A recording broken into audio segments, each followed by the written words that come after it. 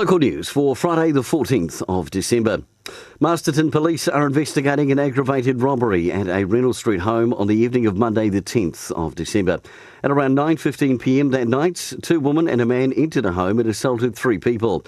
Two of the victims suffered facial injuries and one sustained bruising to her arms and legs.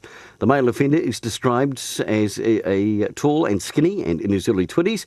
The other two, both female offenders between 16 and 18 years of age. Carterton District Councillors have voted to support a report tabled at an extraordinary council meeting to make council land available for an 80-plus bed hotel development. The council-owned land currently operates as the operations depot and is adjacent to the Carterton Event Centre and Holloway Street.